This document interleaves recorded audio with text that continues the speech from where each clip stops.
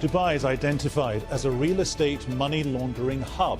A new report says it's a haven for war profiteers, financiers of terror and drug traffickers, despite US sanctions. So, what's the government doing about it? And what's the security risk for Dubai's neighbours? This is Inside Story.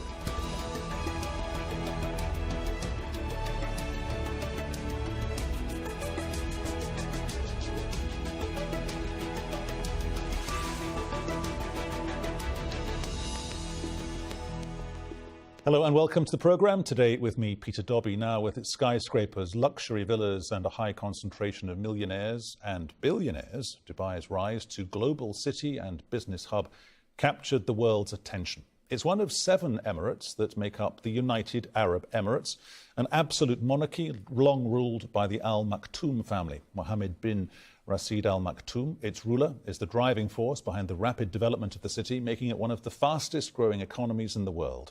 Dubai maintained its importance as a main trade route, particularly for gold, through the 70s and 80s.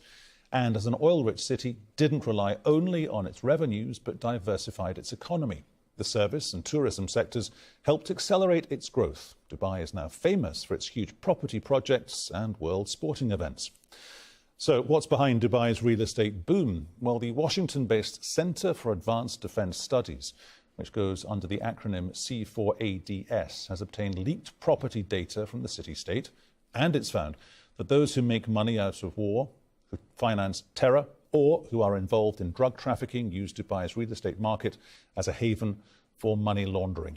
Its report identified around $100 million in what it's described as suspicious purchases of apartments, including million-dollar villas on the Palm, Jumeirah, and the Burj Khalifa. The centre says Dubai has what it calls a lax regulatory environment where secrecy and anonymity are prized above all else. Among individuals named in the report are Rami Maklouf, a cousin of the Syrian President Bashar al-Assad, and a Lebanese businessman, Kamel and Issam Amhaz, sanctioned by the US in 2014 for helping Hezbollah. It also identified some $21 million in real estate held by individuals associated with the Altaf Kanani money laundering organization, a Pakistani ring that aided drug traffickers and groups like Al-Qaeda through its currency exchange houses. OK, let's bring in our guests here on Inside Story. From Berlin, we're going to be joined by Kelso, Advocacy Director at Transparency International, who also co-leads the Global Anti-Corruption Consortium. From London, Andreas Krieg, Assistant Professor at the Defence Studies Department at King's College London. And from Copenhagen, on Skype, Laurent Lambert, Senior Policy Analyst for the Social and Economic Survey Research Institute at Qatar University. Thank you and welcome to all of you for joining us. Casey, coming to you first. Just paint us a fiscal picture, legal or illegal, of how they do what they do in Dubai. Well, it's very interesting to read the revelations that came out of the leak that C4ADS had received. The Organized Crime and Corruption Reporting Project, this journalist network, sent in a journalist to find out how exactly does it work, what is the machinations. They found that they preferred cash in suitcases, if you want, or wired, that most of the real estate agents said that there was no checks, there was no need to do any sort of filling out of paperwork, they'd take care of that for them, that in particular, they did not need to disclose their owner of a beneficial owner of the company that would buy.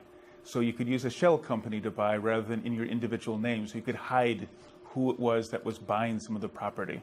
So the leak was quite important. Some 58,000 properties, 129,000 people from 184 countries. They went through with a fine-tooth comb and found different people who had an unsavory background had bought multi-million-dollar properties. Do we know who leaked the information and why they wanted to leak the information? We don't know why the information was leaked, but we do know that from many times, like in the Panama Papers, it can be people who want to stop the merry-go-round from going further. In particular, the OCCRP, this journalist network, had sent in someone that said that they were sick and tired of watching what happened with these failed deals.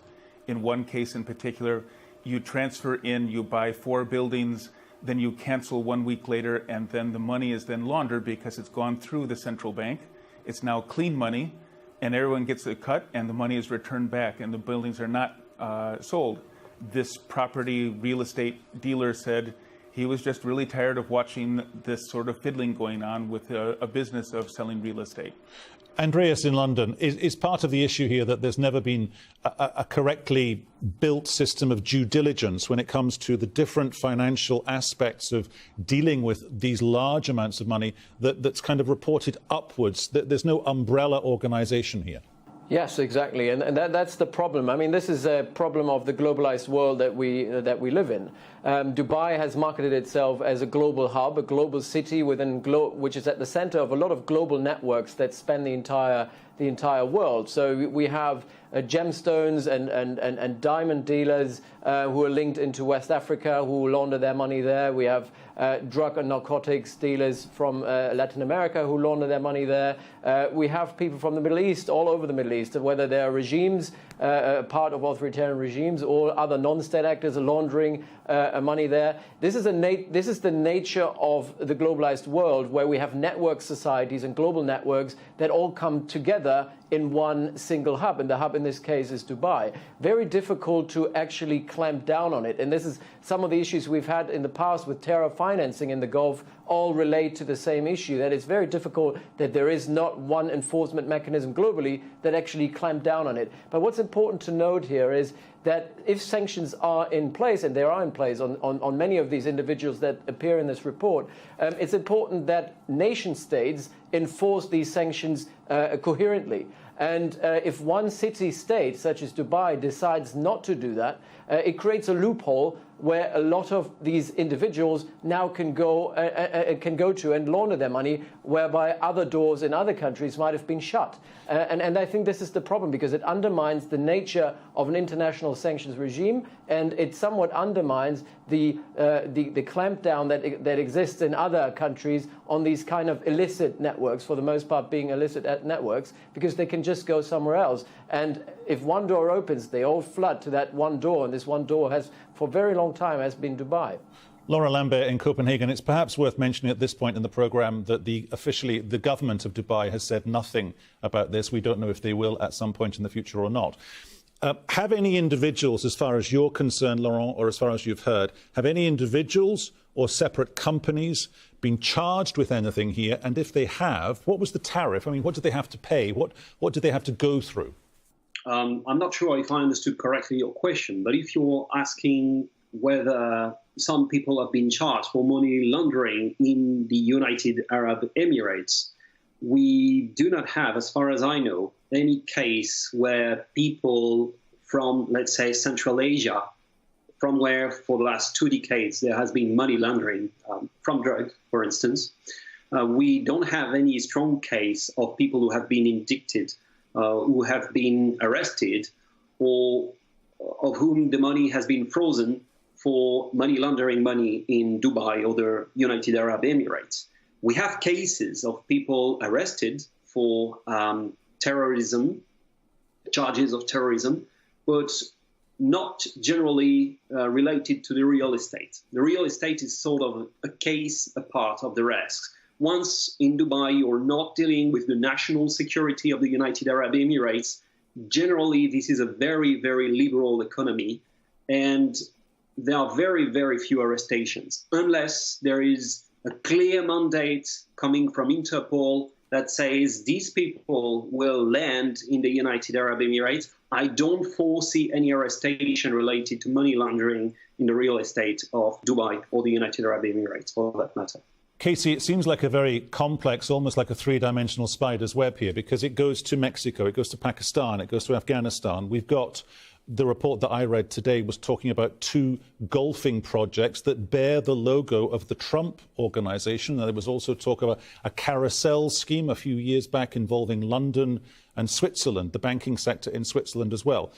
Are we saying that everyone involved in this is consciously corrupt? I mean, one of the reports talks about wealthy Russians literally getting off a plane with bags of cash, buying apartments. They never live in the apartments. They seldom see them. Then they get on an Emirates flight and they fly out of Dubai. Are we saying that every individual is corrupt, or are they unknowingly taking part in this?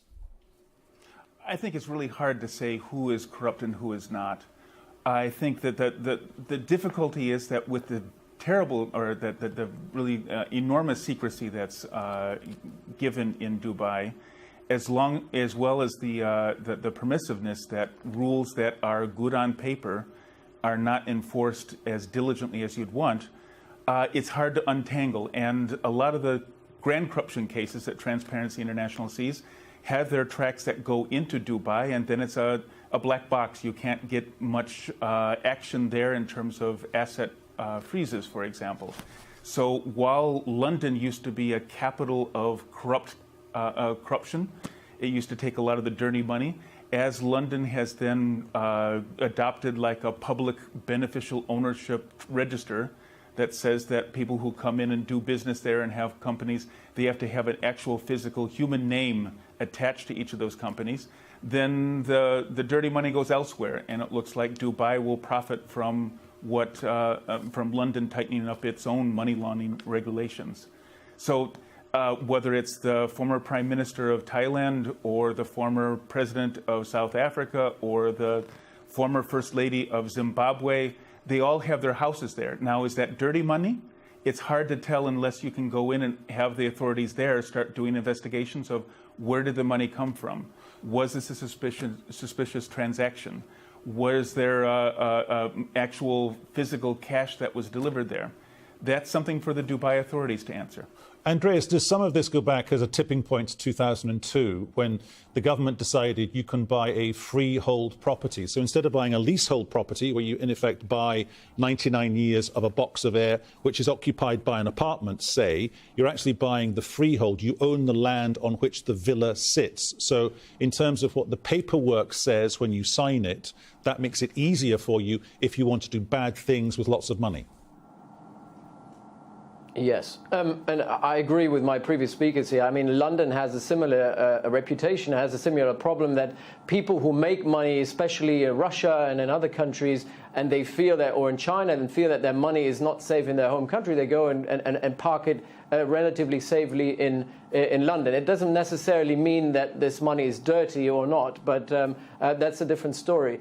In Dubai, similar mechanism. The difference to London, though, is that in Dubai, the entire business model has been built on being a free port, being a free hub, attracting business, attracting investments, and attracting investments no matter where they come from.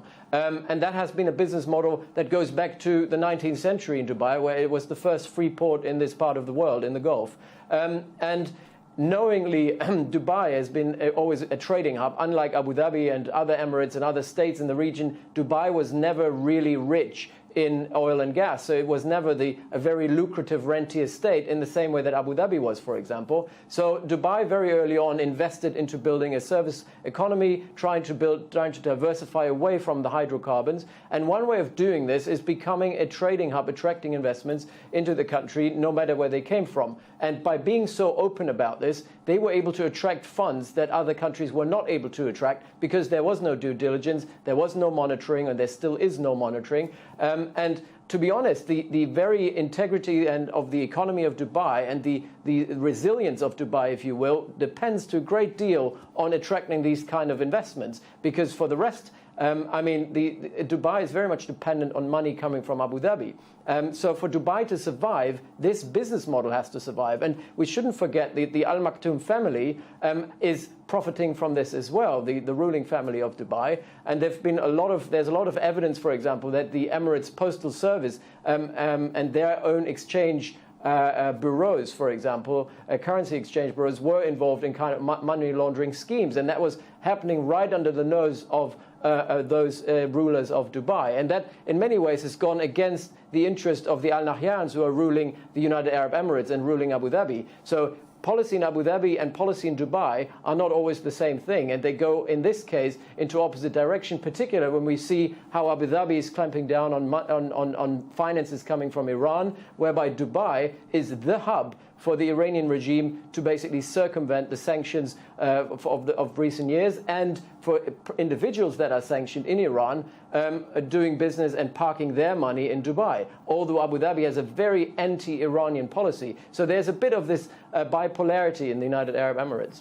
Clearly, Laurent Lambert in Copenhagen, the regulatory system as it stands at the moment needs to get better at doing what it does. I mean, officially, since 2002, I think twice the government have said, we are going to do that, we are going to get better at this. But within that chain, what is the weakest link? So if you wanted to launder money, what would be the thing you would do or the regulatory part of the system that you would go to get what you want?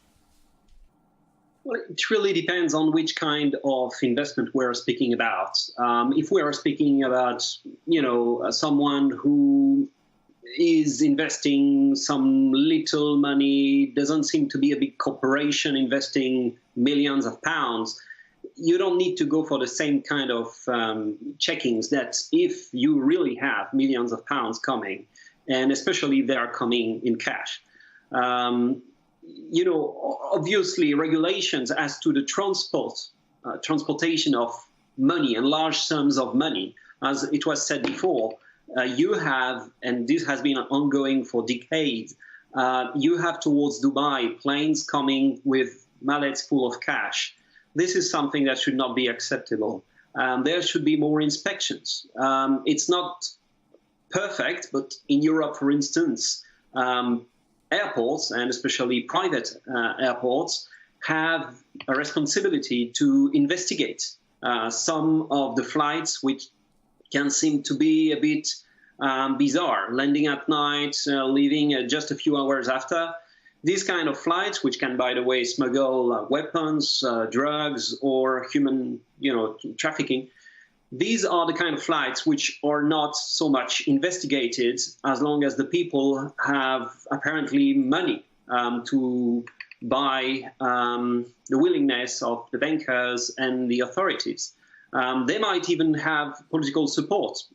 It's not so difficult to have a residency in Dubai once you have money. So it can become very easy for someone who tries to money launder money from a number of places, including South Asia, very importantly, but also Central Asia, Iran, and a number of places. It's pretty easy to get a residency as long as they have enough money, and there is not enough investigation. And here I would like to highlight a paradox. Dubai has a very sophisticated e-government platform. It's doing very well in international ranking for its online platforms and its e-services. So there is, on the one hand, a very sophisticated government portal. And there is, on the other hand, a problem, a clear problem, as it has been illustrated by this report, with regards to investigating where the money comes from. And so we cannot say that this is a small country, a developing country, because on the one hand, it has the resources. And it has resources also for policy matters and also to crush its internal political opposition, it should be said. So the same kind of resources is never used to investigate the origin of the funding as long as the money is invested in the real estate. This is a key concern. There are many reforms that could be done. First and foremost, regulations as to how the money can enter the country. This is a very important point. Casey, I think you wanted to come in there. Oh, just to say that the key point as well is I think that what the speaker is saying is correct, that looking at, if you're looking for loopholes in your question, one of the things that it is the money coming in, but it's for real estate. What we've seen is a pattern of real estate being quite key in money laundering. Time and time again, if you're going to try to get a profit off of the money, if you're going to park it somewhere, if you want to keep its value, whether it's Russians or it's people from China who are fleeing and trying to take out their assets, they're trying to put it into real estate. And that combination, as the speaker has said, that you can actually get a visa, a residency in Dubai, and thereby be able then to have that ability to reside there and escape law. It's the real estate in particular that is a key thing. And it's not just Dubai. TI had done before a review of how the UK, Australia, Canada, and the United Kingdom each had this flaw, a fatal flaw on the real estate sector in particular. So you can regulate the banks. You might be able to regulate then the airports but you have to try to get the people who are selling the properties to be able to have a fit and proper test to make sure that they know what is their money laundering responsibilities to report a suspicious transaction.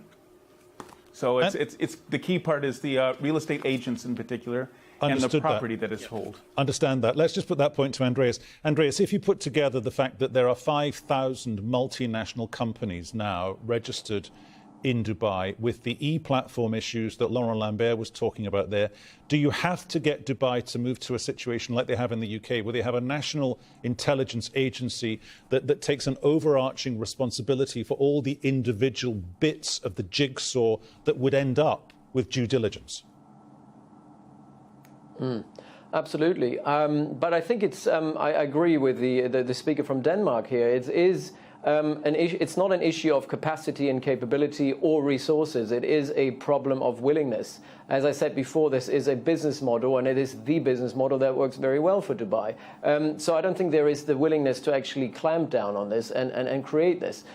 Because let's not forget, the United Arab Emirates are a surveillance state in many ways. They have a superior monitoring capabilities about money going in, money going out, where it comes from, who is it coming from. They have clamped down on all kinds of threats domestically, what they consider to be terrorism. But the way they consider and define terrorism is always in reference to their own national security. They don't always abide by international standards, and because they're very selective. So if people bring in money, people like the Maktoum family, for example, which very much helped the Assad family stay afloat financially, if they park their money in Dubai, this is something they don't clamp down on because it's not a threat to national security. So it's really about the monitoring. And the UAE are very, very good on monitoring. If you come to Dubai, by the time you leave Dubai, you're probably being filmed by over 1,000 security cameras. So they have all kinds of profiling for people coming in, and the intelligence services work very, very well.